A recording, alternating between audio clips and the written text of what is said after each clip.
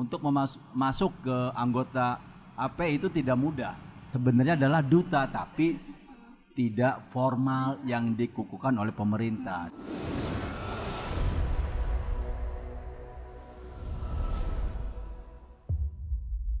Assalamualaikum warahmatullahi wabarakatuh. Kembali lagi bersama saya Rasiani Amelia di Be Heritage Channel, bukan sekedar obrolan.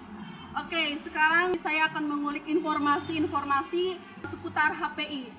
Mungkin masyarakat di luar sana penasaran apa sih itu HPI, dan tentunya kali ini saya sudah bersama pakarnya. Ini Bapak Dirman selaku Ketua DPD HPI Provinsi Banten. Mungkin saya akan menyapanya. Halo Pak. Halo. Siang. Ya, siang. Sehat ya? Sehat. HPI Jaya. Oh iya, gimana jargonnya? HPI Jaya. Pak, ini saya mau langsung aja nih Pak ya, karena di sektor pariwisata ini kan ada HPI, salah satunya yang memang berkecimpung di dunia pariwisata. Sebelumnya saya mau bertanya dulu, mungkin di luar sana banyak yang tidak tahu HPI itu apa sih Pak? Betul. Sok boleh dijelaskan? Nama HPI tidak semuanya kenal. Hanya orang-orang tertentu, artinya orang yang berkecimpung di dunia pariwisata baru mengenal itu namanya HPI. Tapi di luar pariwisata orang tidak mengenal. Makanya kesempatan ini saya akan mencoba merangkul dengan teman-teman regenerasi muda untuk bisa bergabung tentang HPI. Apa itu HPI? Himpunan Prawisata Indonesia. Ya, kalau dalam bahasa Inggrisnya Tourist Guide Association. Jadi HPI itu Himpunan Prawisata Indonesia. Himpunan Prawisata Indonesia, artinya itu tersebar di seluruh Indonesia ya Pak ya? Iya. Legalitasnya betul. Jelas ya? Jelas. Iya. Terus untuk bisa bergabung, untuk menjadi anggota HPI ada kriteria khusus nggak, atau seperti apa sih agar masyarakat di luar sana yang mungkin pengen masuk ke dunia HPI itu bagaimana Pak? Pertama, lahirnya HPI itu memang bukan di Jawa, itu di Bali. Karena pada tahun 1966 Presiden Soekarno RI pertama itu meresmikan namanya Bali Beach.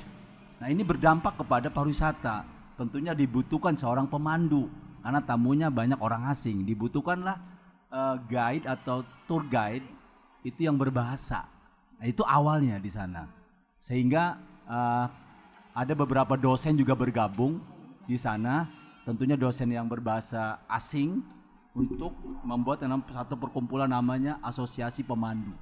Namanya Bali Guide Association, BGA. Nah, itu diperakarsai oleh salah satu dosen dari Udayana. Nah, akhirnya berkembang. Bali prawisata tidak saja di Bali tapi di luar Bali pun dibutuhkan. Karena tamu kita jelas tamu adalah orang-orang asing. Dan salah satu syarat adalah untuk pemandu jadi pemandu wisata adalah bisa berbahasa asing minimal satu. Itu salah satu syaratnya yang ditentukan gitu ya. Jadi kalau boleh saya menyimpulkan, artinya HPI ini awal terbentuknya itu karena melihat potensi pariwisata di Indonesia yang emang luar biasa gitu ya. Betul, sehingga dibutuhkanlah untuk mengembangkan, mempertahankan prestasi itu kali Pak ya. Oke Pak, tadi saya berbicara legalitas HPI. Itu legalitasnya sampai ke pusat di bawah naungan kementerian atau di mana? Baik. 1983 itu kan sudah ada namanya Musda. Musda tentunya ini melahirkan namanya kode etik. Nah, legalitas apa itu udah diatur oleh Kementerian Pariwisata pada masa itu adalah Job AV. Itu Kepmen 88, udah jelas di situ tentang penyelenggaraan pelaksanaan tentang pelatihan pemandu wisata yang jumlah jamnya 121 jam kurang lebih atau setara 2 minggu.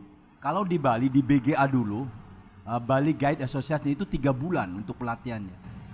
Jadi bisa dibayangkan untuk masuk ke anggota AP itu tidak mudah ya, tidak main comot, tapi ada pelatihannya. Kalau di Bali itu 3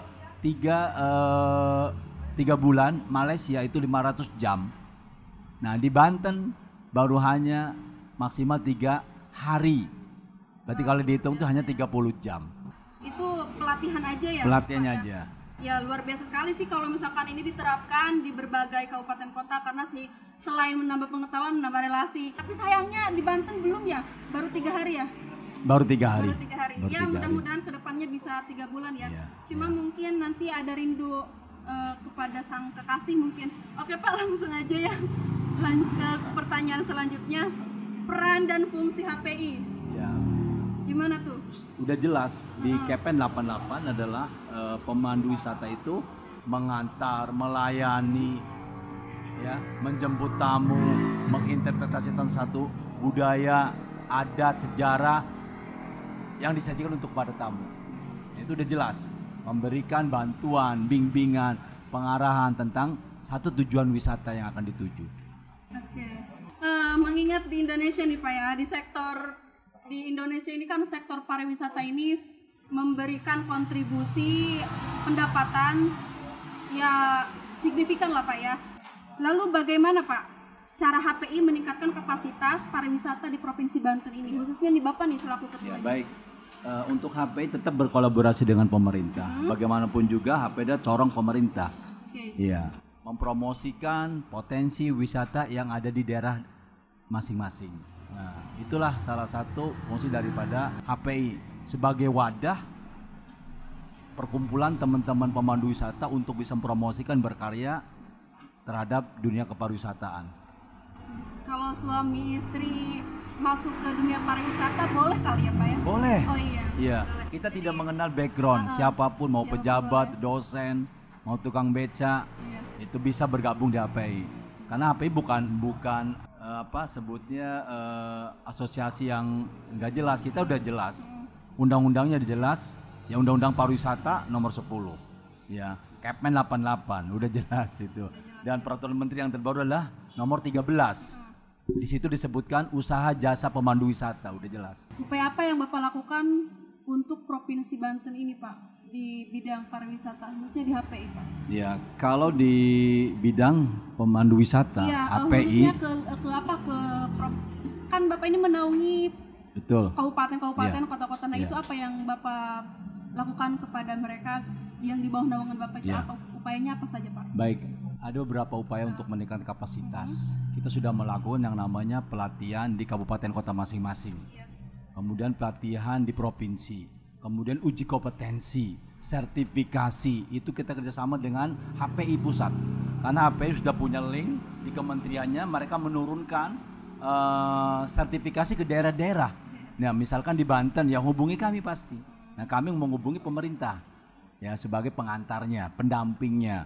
Jadi ketika ada sertifikasi, uji kompetensi, kemudian ya pelatihan asesor, itu dari HPI pusat bekerja sama dengan BNSP, bekerja sama dengan Kementerian Pariwisata untuk bisa difasilitasi. Itu kemudian turunlah ke daerah masing-masing di Banten, di Jogja, di Bandung dan sekitar provinsi lain. Ya. Pak, sebelum melanjut ke pertanyaan selanjutnya ya, ini kan sekarang pandemi, itu apa peran fungsinya masih sama atau memang mungkin ada kendala-kendala, boleh dikemukakan Pak atau dijelaskan gitu? Baik, tentunya dengan COVID-19 ya atau pandemi COVID-19 ini berdampak luas terhadap pemandu wisata, khususnya umumnya pariwisata, hotel. Kita bisa bayangkan jumlah karyawan juga menurun.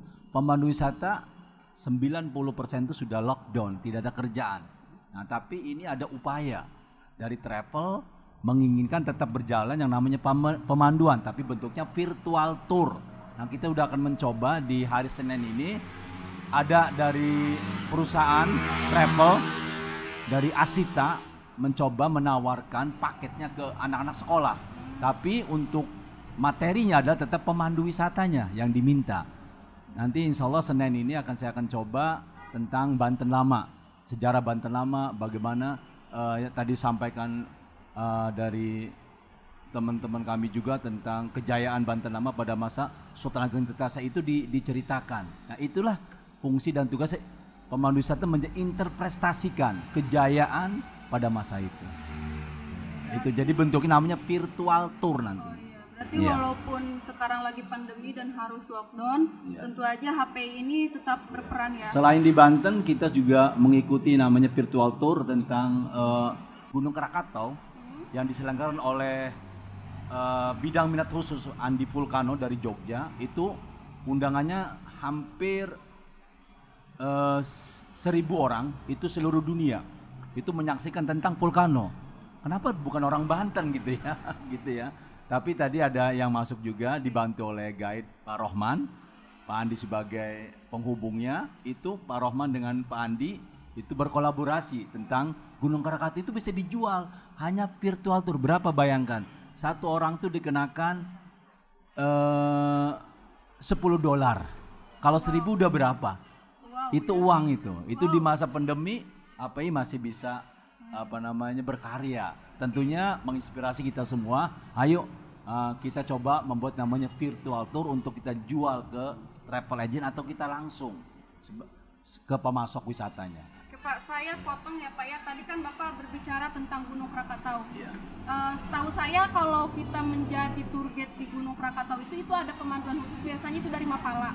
Nah, saya penasaran nih. Tadi kan Bapak bawa HPI terus mengaitkan ke gunung-gunung. Berarti artinya HPI ini ke semua lini masuk gitu ya. Masuk semuanya. Yang jelas kalau itu selama itu dunia pariwisata yang bisa dijual, berarti HPI itu bisa masuk itu ke situ ya. Karena HPI kan ada minat khusus, ada sejarah, ada budaya. Ya. Tapi kalau misalnya di DKI Jakarta itu dibagi beberapa kelompok, itu ada divisi bahasa, Perancis, Inggris, Jerman, dan tentunya mereka menguasai tentang budaya dan sejarah. Nah kalau Banten itu rata-rata minat khusus seperti diving, kemudian juga snorkeling, hiking ke Gunung Krakatau. Itu harus orang yang mampu menjelaskan tentang bagaimana letusan Gunung Krakatau. Jadi bukan bawa tamu ke Krakatau selesai, bukan. Tapi bagaimana proses meletusnya gunung yang ada di Krakatau. Itulah tugas pemandu wisata. Ya kalau nggak bisa sejarahnya ya nggak bisa. Berarti HPI ini benar-benar mencetak kualitas gitu untuk diharuskan seperti itu. Iya. Makanya pelatihan 3 bulan kalau di Bali itu. Budaya dikenakan mungkin sebulan waktunya. Nah, terus kalau menurut Bapak di Banten sudah seperti apa nih? Di Banten karena tadi pelatihan 3 hari, kemudian ditambah kabupaten kota, jadi dijumlahkan. Ya misalkan Kabupaten Lebak mengadakan 3 hari, nanti diambil berapa orang dari Lebak, nanti naik ke provinsi 3 hari lagi, udah 6 hari, selalu begitu sistemnya. Dan itu nanti dimagangkan dengan travel, jadi ikut dulu magang berapa hari gitu. Ketika ada pelatihan, saya harus standby 1-2 orang mendampingi kami. Nah seperti itu. Tapi kalau misalkan Bapak sendiri sadar gitu ya, kalau di Provinsi Banten ini pelatihannya di kabupaten ini cuma 3 hari.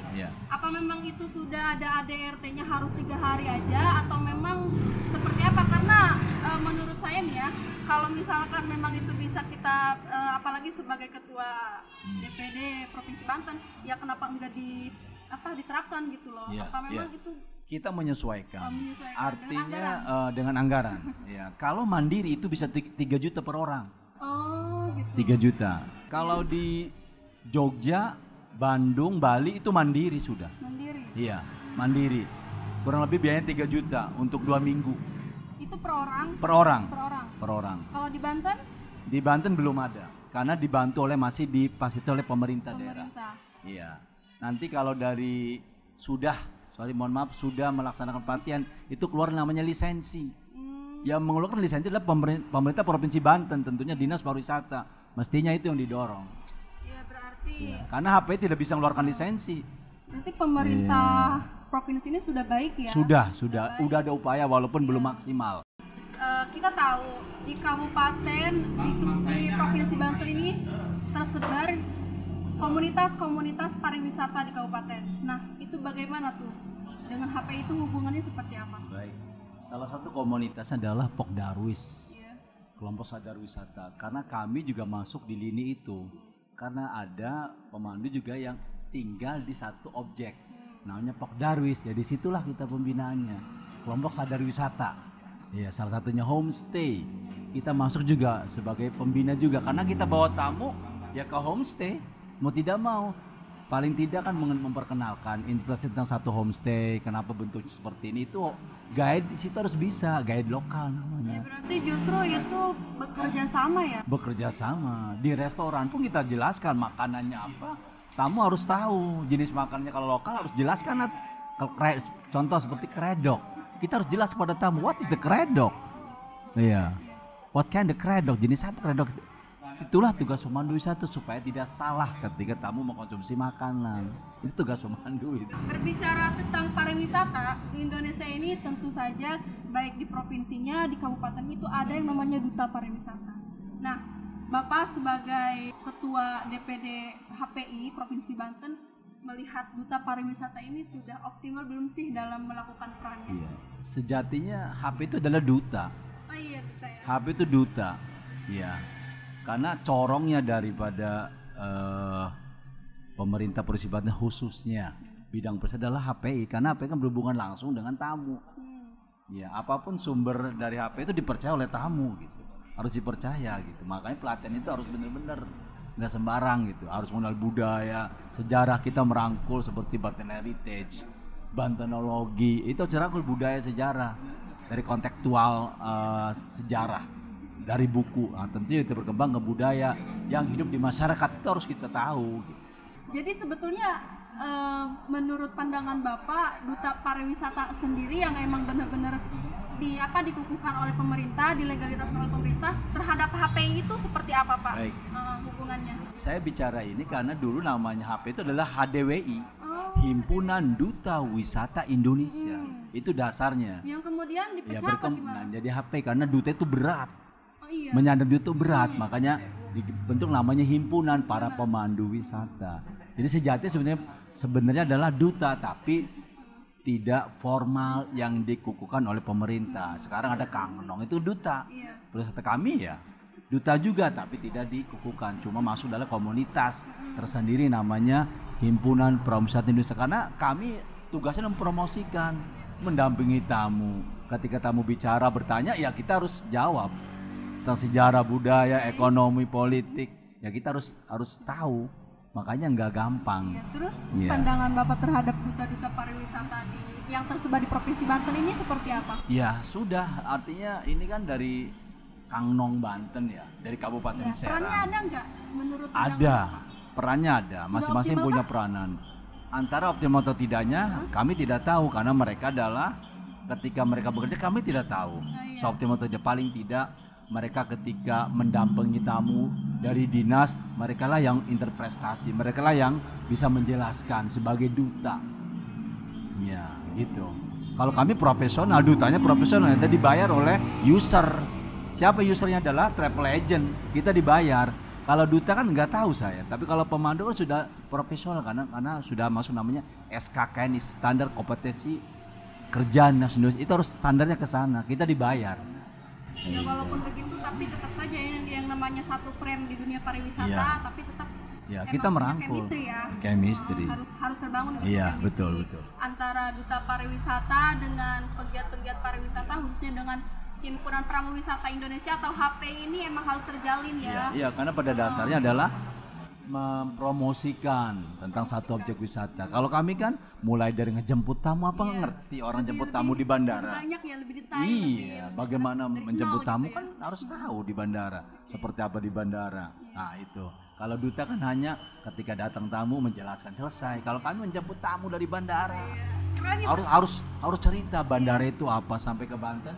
What is the Banten? Cerita sampai ke tujuan wisata di Banten. Harapan Bapak untuk HPI Banten terhadap dunia pariwisata seperti apa Pak? Khususnya kita melihat situasi sekarang ya, di era pandemi ini gimana Pak? Ya, harapan saya banyaklah promosi. Ya, promosi itu bisa virtual tour. Ya, tidak mesti harus datang ke satu negara. Itu lewat virtual tour dinas pariwisata. Ayo kita rangkul teman-teman di kabupaten kota dinas itu kan ada itu, promosikan, bikinlah virtual, jual kepada travel agent ataupun jual publikasikan. Itu aja harapan saya. Karena kalau untuk mendatangkan tamu agak sulit di masa pandemi seperti ini. Paling tidak kita promosikan tetap itu namanya virtual tour. Kalau harapannya untuk pemerintah terhadap HPI gimana? Ya, kami tidak muluk-muluk ya. Ya, laksanakanlah lisensi, itu aja mintanya. Dari dulu. Iya, dari tahun 2000 sampai sekarang saya minta lisensi itu aja. Kalau uji kompetensi sudah ada kementerian, Sudah ada HPI pusat itu turun bantunya. Itu aja saya mintanya. Meminta bahwa pemerintah memang harus segera memberikan lisensi. Harus, undang-undangnya ada, kepennya aja udah jelas. Legalitasnya sudah Ya, jelas. tinggal teknis pelaksananya. Apakah mungkin dari bantuan, hibah atau apa teknisnya aja. Pemerintah sudah upaya tapi belum dimaksimalkan lagi. Karena PR kami adalah lisensi. Itu aja kata kuncinya. Itu saja perbincangan kita sore ini karena memang waktunya sudah mulai meredup, dan terima kasih kepada Bapak yang sudah hadir di acara podcast di Heritage Channel ini. Kami mohon undur diri. Saya Rasiani Amelia dan Bapak Sudirman. Terima kasih. Terima kasih. HPI HPI Jaya. Jaya.